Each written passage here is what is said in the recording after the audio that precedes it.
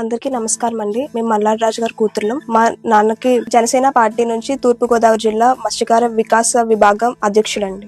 మా డాడీకి ఇక్కడ కాకినాడలో ప్రైవేట్ స్కూల్స్ ఉండేవి. అందులో ఇన్ఛార్జ్ గా వచ్చిన ఆవిడని అమ్ముండగానే డాడీ మ్యారేజ్ చేసుకున్నారు. తర్వాత మమ్మల్ని అసలు పట్టించుకునేవారు కాదు. మేము అప్పుడు మైనర్, అసలు కనీసం చూడడానికి కానీ అసలు ఏమి వచ్చేవారు కాదు. అప్పుడు అమ్మ ఏమీ తోచని పరిస్థితిలో ఇంకా కోర్టుకి అప్పుడు మెయింటెనెన్స్ కేసు వేశారు. అప్పుడు కూడా మాకు రూపాయి కూడా అసలు ఏమీ ఇవ్వలేదు. మమ్మల్ని అసలు పట్టించుకునేవారే కాదు. ఇంకా కనీసం చూడడానికి కూడా వచ్చేవారు కాదు. అమ్మ అడిగేది వారానికి ఒకసారన్నా పిల్లల దగ్గరకు వచ్చి చూడండి అని కూడా అడిగేవారు. అసలు డాడీ పట్టించుకునేవారు కాదు. అమ్మ ఇంకా మెయింటెనెన్స్ కేసు వేసి ఇంకా 8 years అలానే కోర్టుకు తిరిగింది. ఎక్కడ న్యాయం జరగలేదు.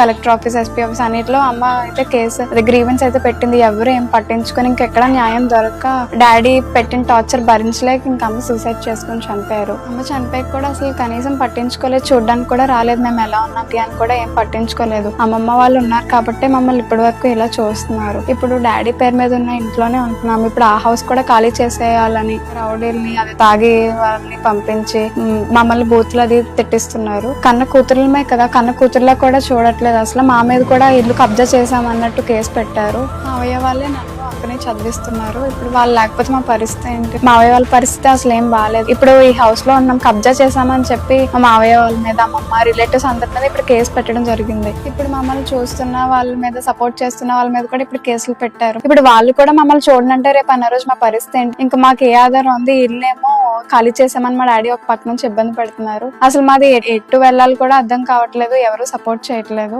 పవన్ కళ్యాణ్ గారు ఈ ఇష్యూ మీ వరకు వస్తే ఖచ్చితంగా సాల్వ్ అవుతుందని మేము అనుకుంటున్నాము. ఇదే మా లాస్ట్ హోప్. ఇది కూడా ఇంకా సాల్వ్ అవ్వకపోతే ఇంకా మా అక్క నేను చనిపోవడం తప్ప ఇంకా వేరే ఆప్షన్ అయితే లేదు సార్. పవన్ కళ్యాణ్ గారు మీరే మాకు న్యాయం చేయాలి సార్. పవన్ కళ్యాణ్ గారు మీరే పిల్లలకు న్యాయం చేయాలండి.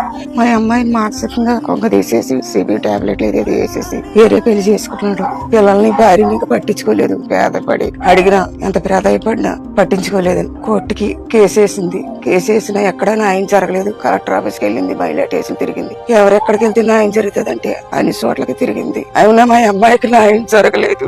మానసికంగా కుంగిపోయి టాబ్లెట్లు వేసుకుని చనిపోయింది. పవన్ కళ్యాణ్ గారు మీరే న్యాయం చెయ్యాలి బిడ్డలకి. మీరు నా మీద నమ్మకంతో ఉండండి. మీరు భయపడకండి. నేను ఉన్నాను. ఇది మన నేల, ఇది మన ఊరిది. మనం ఎక్కడికి పారిపో, ఇక్కడే ఉంటాం. నీకో చట్టం, నాకో చట్టం, వాడికో చట్టం కాదు. పవన్ కళ్యాణ్